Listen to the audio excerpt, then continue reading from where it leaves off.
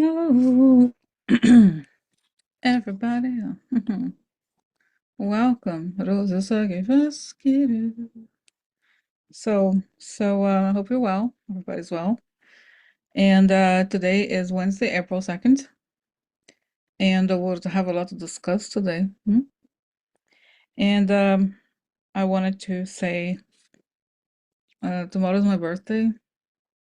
No, because people have, I don't know why people have started saying it, and I said no, it's on Thursday. So I think I'm gonna have a little cake. I'm seriously, Karina wrote to me. She said, Rosie, I know we had talked about me going back on the channel on Friday because Karina's working on her stuff. She's really busy. Okay, so, but she said, oh, she wants to go back tomorrow. So we're gonna do a video tomorrow. So that'll be exciting. So I want to get a little cake just for the video. It'll be fun. But anyways, so let me do the protection. I'd like to ask for protection, a beautiful ray of light coming on top of my head as I breathe in. I fill my lungs as I breathe out. I create a circle. I create a circle. I step into it. I step into it. I feel protected. I feel connected. I'd like to ask that information come only from the highest sources, that I create the good and all the good, and so does. Okay, so let's get started. So the good news, as reported yesterday, right, that we won the Wisconsin election and Elon Musk lost. Ah. So let's look at it. Let's do. I did the protection just now, right? That's right. Let's see here. Guys, it's so oh, hold on, what? Hold on. No, stop share. Because all right, so I never really know what am I doing here.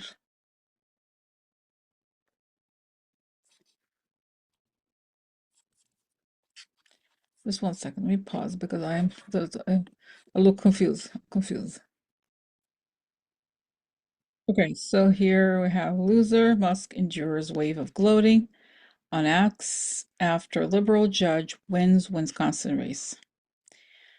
So, the interesting. I had seen it happening, and I remember this is what a couple days ago, and I saw Elon Musk kind of freaking out and like having this like monster vomit like reaction. It was creepy to see it.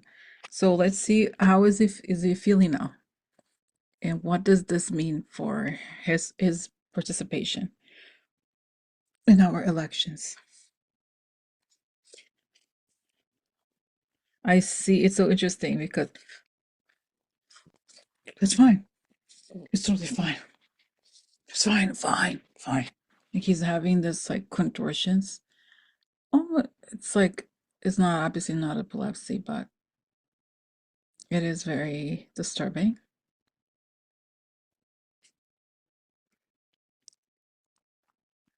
What's happening?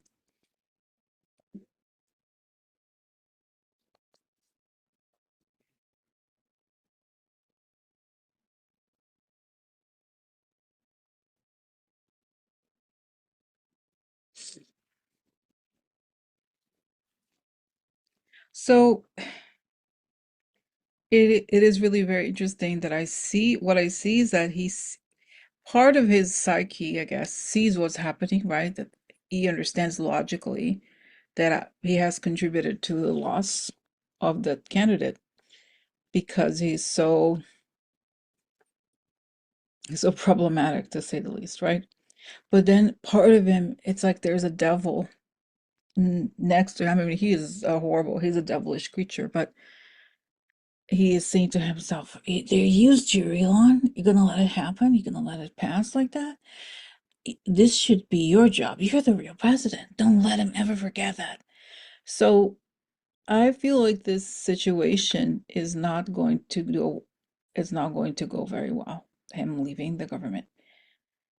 And as he realizes the loss of power, even though it's not, he knows, obviously, we know he was never elected. He resents the fact that he's not a real president. I mean, he's crazy, of course, right? So I still think that there's a strong danger that he could try to take Trump down also. And I feel like it shows me that there's like almost like remember that movie, I think it was Alien, where the master has to get out. I don't feel like he's going, or his devil ego, whatever that is going to let Trump get away with it because he thinks, oh, I got this, his presidency. They should respect me. They should understand what this means. And so he's willing to risk everything just to get the, like, to get it, to get out of it in the first place. Does it make sense? Kind of like he's willing to burn the whole thing down just as long as he's recognized as the rightful owner of the situation. So he's very volatile and a very dangerous person, even to Trump. And by dangerous, I mean he can throw everything away because he really does not like to be in this position that he is in, right? So it's saying beware Trump. Elon could try, right? And I think has something to do with him revealing the nature of Trump's electoral win and the role that he played in it, right? So, okay, so interesting. Interesting information. Interesting information. Okay. All right. So,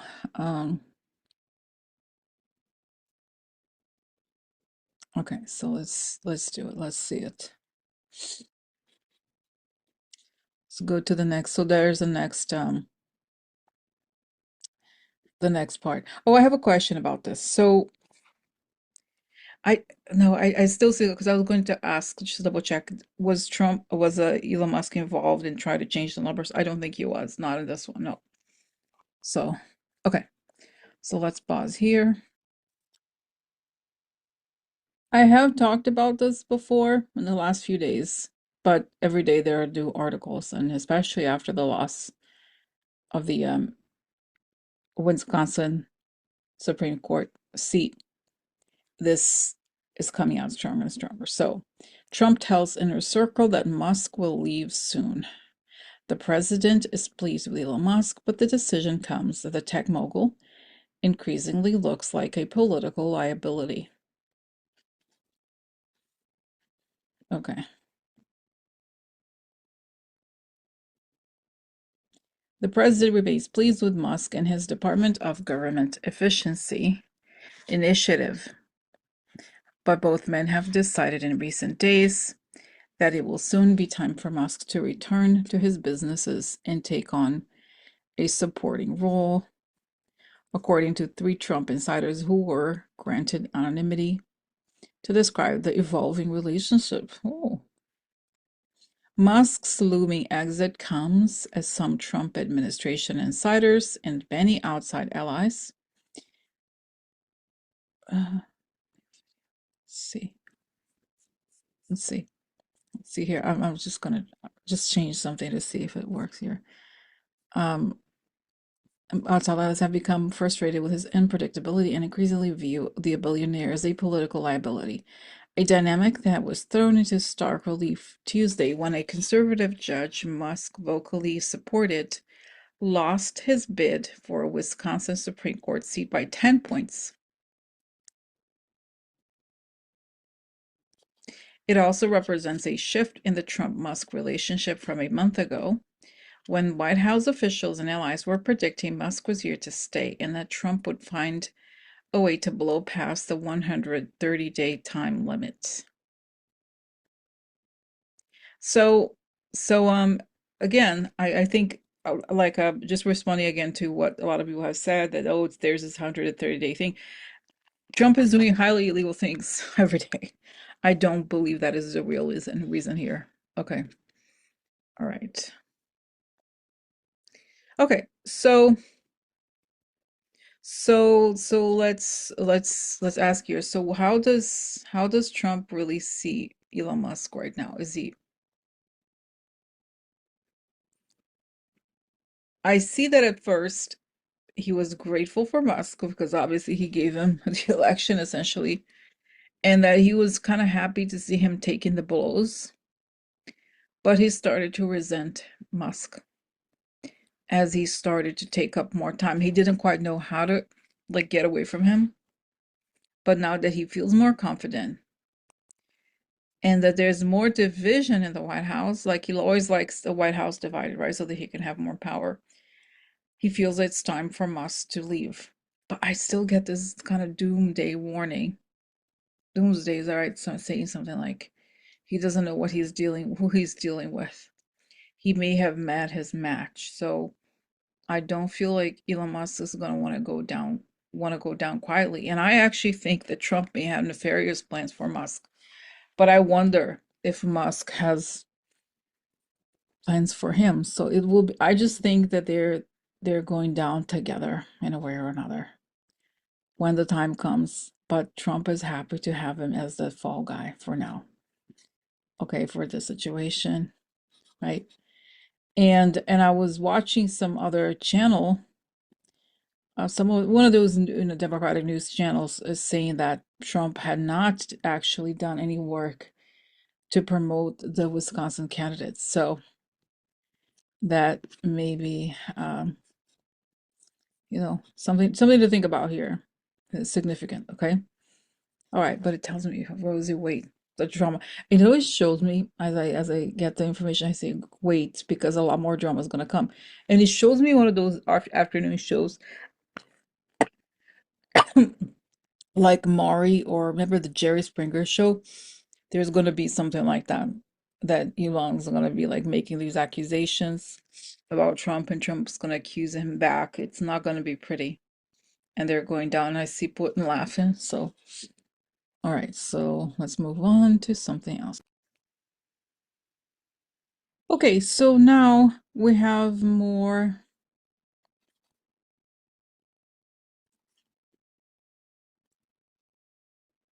information here from the press. A couple of pretty big bombshells. One dropped yesterday, which is this one, another one today. So this one says Waltz and staff use Gmail for government communications. Officials say Trump's national security advisor is trying to manage his way out of a crisis, but new revelations about his team's operational security are piling up in the inbox. Okay, so what is going and I okay, let me just show you right away the other one that I think it's even worse.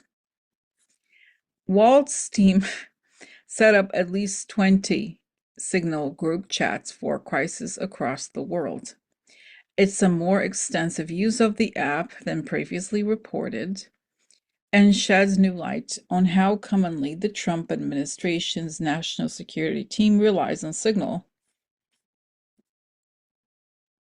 National Security Advisor Mike Waltz's team regularly set up chats on Signal to coordinate official work on issues including Ukraine, China, Gaza, Middle East, policy, Africa, and Europe, according to 4 people who have been personally added to Signal chats. 2 of the people said they were in or have direct knowledge of at least 20 such chats. All 4 they saw instances of sensitive information being discussed. It's a more extensive use of the app than previously reported and sheds new light on how commonly the Trump administration's national security team relies on Signal, a publicly available messaging app, to conduct its work.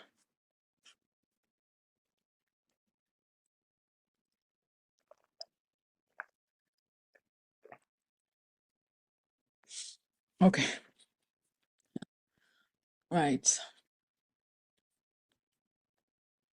All 4 of the people were granted anonymity because they were not authorized to publicly discuss private chats. Veteran national security officials have warned the practice potentially violates regulations on protecting sensitive national security information from foreign adversaries and federal record-keeping laws if the chats are automatically deleted. Okay, so what the hell's going on here? Huh? Huh? So, so what's the story? So you have the two things that, well, the last we heard of this guy, he had the Yemen chat, one chat. Now there's 20 of them. Plus he uses Gmail. Um, hmm, hmm. Where do we start here? So tell me, Spirit, what's going on here? You're laughing. Ha ha ha. Ha. Who does he think he is? This is what happens when they make a deal with the devil. I see they're saying they're presenting his head in a banquet.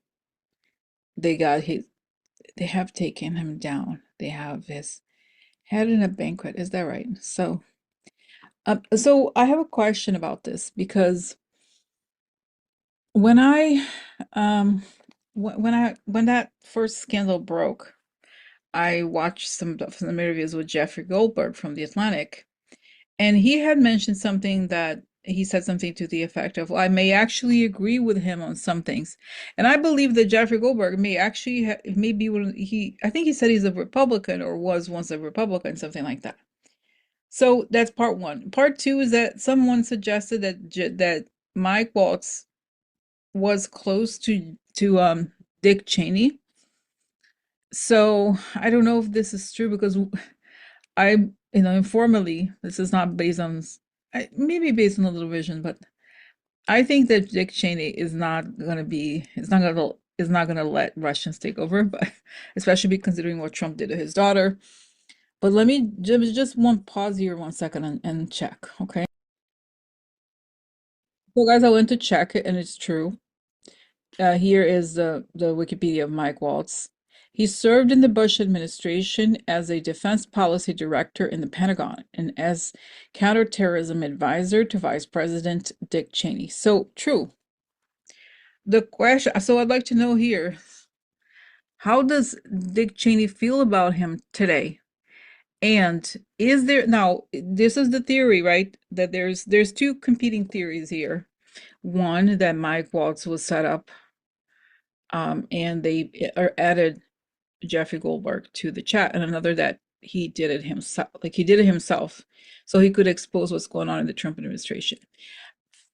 Over on Saturday on the video that I recommend everybody watch, really, I went over a blog post by someone named Terrace Giddens, something like that, Terrence something, who had worked in the intelligence. It's not a perfect character, but he had this really compelling theory.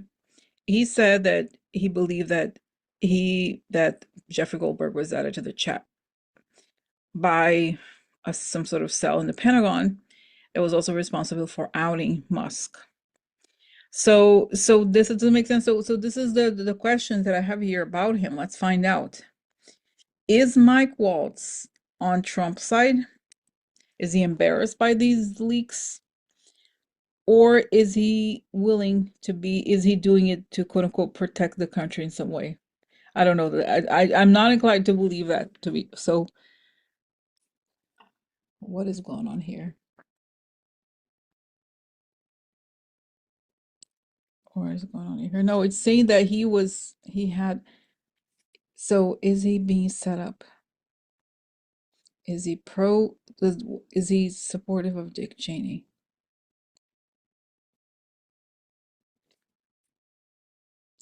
I feel like, you know what, I also feel like there's people want to take him down. Okay, basically. And hmm, people want to take him down. Tell me more. They want to take him down. Why? What do they want to take him down? They want to show how weak the Trump administration is. So in other words, I don't really buy into the idea that he's doing it to expose what's going on in the administration. I think he's in on it. And if he had been embarrassed by, right, I don't think that I really, I feel like he's in on it and he was just exposed. And when I watch, especially videos of him, I get this really gross feeling from him. I don't feel like he's a quote unquote good guy that's out there to, you know, how there was a lot of this conversation in the prior administration, somebody who would call themselves to be anonymous or something. And by the way, I know, there's people, I know that people watch other channels, but they come up with random things. People were saying, oh, is it anonymous? I'm like, no, anonymous is a hacker group. It does not work for the government. And I know, people sometimes as you, if you watch this channel, you know I do not listen to other people. Extremely rarely do I watch other videos, and I also do not do such and such said. So just FYI. Okay. But going back here to him, to looking up the situation, because clearly all this information is coming out with the impression that it gives is that they want to take him down. And it's saying, yes, sure, they definitely do. Is Dick Cheney? Dick Cheney. No, I see that Dick Cheney looks at him like, I used to know you. You're not the same. You're not the same. I don't feel like Dick Cheney cares about him particularly, no. He was his boss back in the day, but not anymore. And it's saying this guy was picked because he's compromised in a way or another, right? He would not have been picked, like all of the people in the administration. But but I feel like he's being pushed out. So what is going to happen here as a result of this?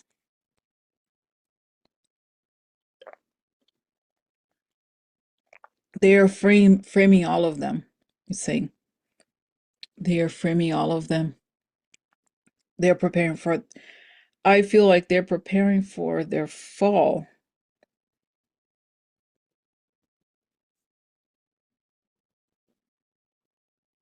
See, they have to focus. They can't do this to every single person. They have to do it in a sort of methodical fashion, because if they do expose these things about every single person in the administration, the press is not going to be coordinated. It's going to be quite messy.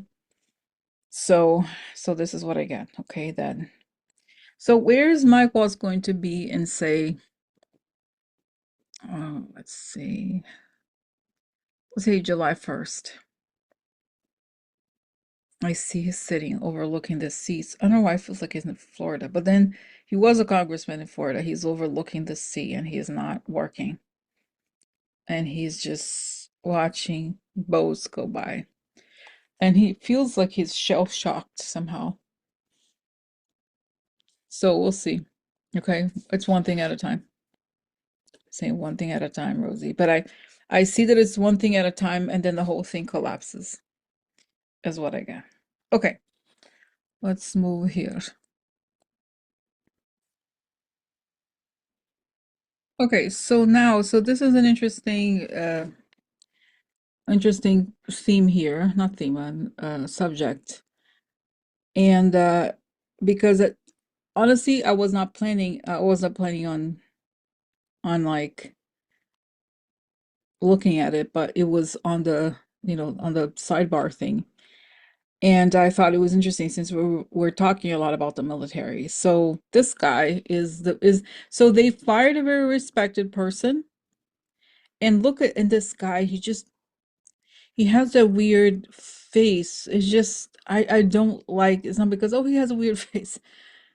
It's just so swarmy and gross and a yes man, and he does not belong there. And one of the things that I was reminded of when I saw this headline is that I had seen in the latest in maybe in the last, I don't remember if it was yesterday or the day before, I had seen that by picking underqualified people, Trump is giving the middle finger to the military because he's bypassing the ranks, right?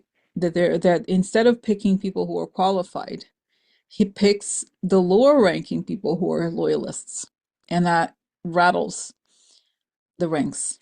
Okay, so this is a swarmy person who was picked, and he's having confirmation hearings. So Trump's Joint Chiefs Chairman pick tells senators he wants to earn trust. Lieutenant General Dan Keene said at his confirmation hearing that he's an unconventional nominee to be Joint Chiefs Chairman, but these are unconventional times.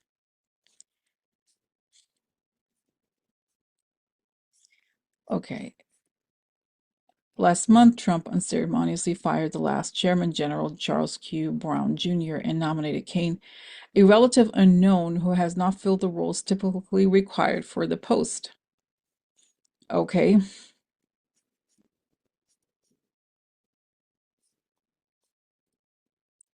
Oh, look, and even in our family, we serve when it asks, we always say yes. Hmm.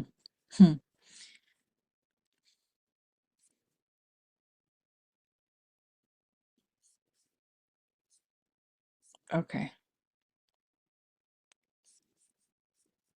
Kane's selection, coupled with the firing of Brown and other senior military officers, sent shockwaves through the Pentagon and raised questions whether Kane did anything to maneuver himself politically for the job. Retired General David Goldfein, a former chief of staff to the Air Force, said in an interview that he approached Kane with those concerns and came away assured that Kane had not done so and had wrestled with whether to take the position.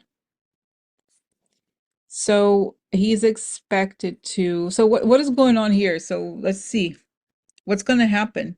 Because really, I don't get a good feeling about this person at all. It's not just because it's a Trump pick, but something about he's there's something meek about him. That's right, he's underqualified. I see there's oh, I see there's all this fire burning under him everywhere he goes. So what, and I see there's all these voices. Ah, ah, no, no. What is going to happen? And I see him falling in a trapdoor. So, wow, it's saying by the time, wow, interesting. By the time he is confirmed and is scheduled to start the job, his position will be gone. I feel like if there is something about him taking power that may move the military to do something, if they're going to do something, then maybe the time to do it sooner rather than later. Okay. Because there's an environment of total mistrust, and it's not pretty here. I think the military is not going to bend over. No way, hell no. And and he's saying he does not have the rank required for the position. But and I see there's like almost like a rebellion of sorts. That's right. So is he going to boom, and then the trap door end? So we'll see. It's saying this is the final showdown. That's right. So it's saying, wait, Rosie, the best is yet to come. So I just see that there's a lot of like wow, and then the trap door opens, he falls. Interesting. So okay, so we'll see. That's what I get for now about him. All right. So tell me, Spirit, are you saying that's what we told you, Rose. That's all we could tell you. That they are going to make moves to prevent him from coming in. And I see that from the perspective of the military, putting somebody like him in place is the final nail in the coffin, and they're not going to let them nail the US down like this. So we'll see. Interesting, interesting. All right, all right. Okay, so Longstrom. Cory Booker breaks Thurmond's Senate record of 25-hour speech. The New Jersey Democrat has held the floor since Monday night in protest of President Trump.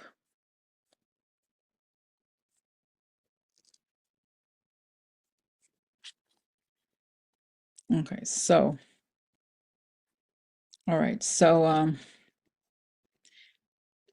okay, so what is it? So I have to tell you guys just my response here. While I think it's admirable that he's doing this, it's kind of amazing. It also doesn't change the fact that Trump is still president, regardless of the fact that he's not legitimate. So what does this mean here? What does this mean? Why is it relevant and how is it relevant?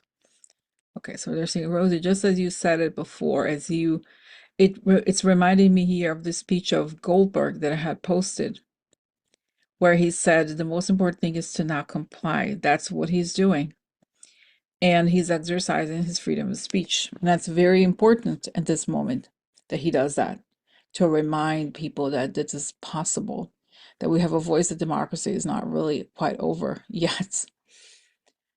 So, and I see that Trump is annoyed. Oh, because again, their whole thing is to own the conversation, the public conversation. So when Democrats do something where they grab the attention, that is relevant. Okay, sorry, there's this ad here. It's annoying. So that's very relevant when it happens. Okay, so that's that. All right. See, he's protesting, which is what we should all do in different ways. All right. So, interesting. All right. So that's the power of it, and it's saying that the more we speak out, the less power Trump has, because it's saying it's as much a power grab as it is a mind grab, and the most important part is to not comply. Okay. Okay.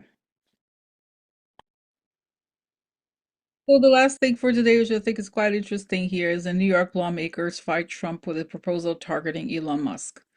A bill would authorize an audit of a state deal allowing Tesla to lease a factory near Buffalo for $1 a year and would create a way for the state to claw back subsidies. That's fantastic. Guys, I don't know. I feel like I read this before. Somebody sent me something just now, but I read it earlier because I have all these different newsletters, different things that I receive.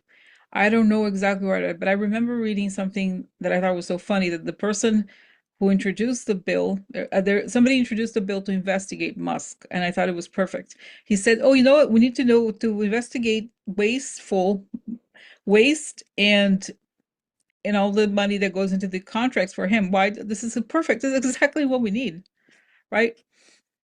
Okay. For weeks, New York leaders have watched President Trump issue executive orders, slash federal funding, and direct Elon Musk to shrink the government workforce while trying to determine how it may all affect the state. Two Democratic legislators are introducing a bill on Wednesday aimed at Mr. Musk and the so-called Buffalo Billion Project, in which the state spent $959 million to build and equip a plant that Mr. Musk's company leases for $1 a year to operate a solar panel and auto component factory. The bill will require an audit of the state's subsidy to deal to identify waste, fraud, and abuse committed by private parties to the contract. It would determine whether the company Tesla was meeting job creation targets, making promised investments, paying enough rent, and honoring job training commitments. If Tesla was found not to be in compliance, the state could claw back state benefits, impose penalties, or terminate contracts. It is the height of hypocrisy that Elon Musk, the man who is dismantling federal agencies and doing enormous damage on the basis of widely unsubstantiated claims of waste, fraud, and abuse, is the beneficiary of one of the biggest, shadiest subsidy deals of all time. Two lawmakers, Senator Brad Hoylman Sigel and Assemblyman Michael Lasher, said in a statement. So this is fantastic, okay? Because really, I think Elon Musk has become this figure of, like, everybody hates him, right? And he is just so hypocritical, and he's taking all billions of dollars in government money, right? So, so it's fantastic, right? So, and you know what I'm getting, that this is going to be the way forward, and that soon enough we're going to have reverted, we're going to undo Citizens United in the next few years, because that's how we got to this, the power of all these people. It's ridiculous. Okay. Oh, here it is. This is what I thought. It was so great. I love it. Okay. So Jessica Ramos, a state senator, was running for mayor in New York City, cited Senate Democrats' decision in Washington to join with Republicans to prevent a government shutdown as an example of her party's not doing enough to stand up for Trump. Democrats need to bring a gun to a gunfight. The overwhelming feeling from constituents is we want to see Democrats have a spine. We want Democrats to fight back against the Republicans. If there were any question of the underlying motivation behind the legislation being proposed by Mr. Lasher and Mr. Hoylman Sigel, its title would put that to rest. The New York Determining Obligations and Guaranteeing Enforcement, DOGE, in Government Contracting Act, a somewhat strained reference to Mr. Musk's so-called Department of Government Efficiency. That's right. So, and then I guys, seriously, and was it a video? I don't even know, but it said that these people are going to protest at the dealership. So there's a Tesla dealership not too far from here. Okay, so let's see what's going to happen because it is this guy needs to lose all the federal. Can you imagine? He gets $1 billion from us, just this one state, and that's he's effing us over. Time to get rid of this guy, seriously. So that's right, saying thumbs up. They're gonna cut. He's gonna lose everything because there's corruption, and when they go to inspect these factories, they are not up to par. They're not. They don't have the safety guidelines in place. It's a mess. Okay, wow, very interesting. Okay, so tell me more.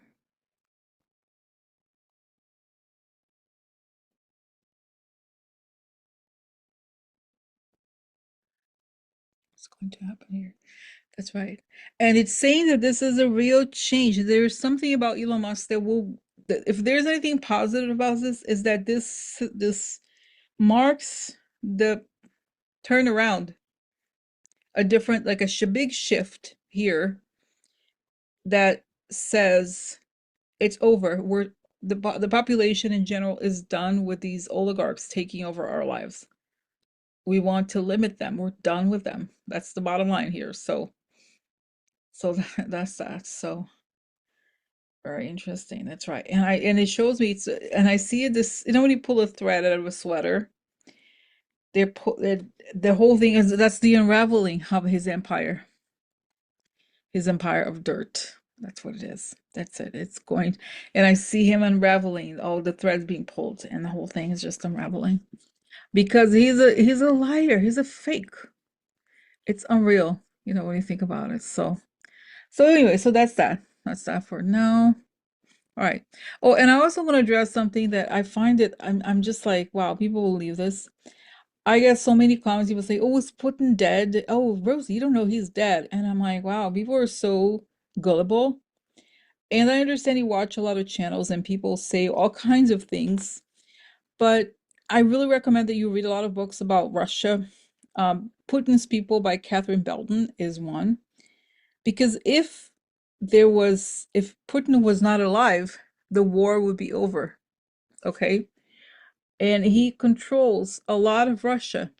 Okay. And it's just like, I find it so naive that people will believe anything. So instead of coming to my channel to spread conspiracy theories that you saw in some channel, read, because that will prevent you from falling into essentially magical thinking about this, right? Because there are so many serious things happening.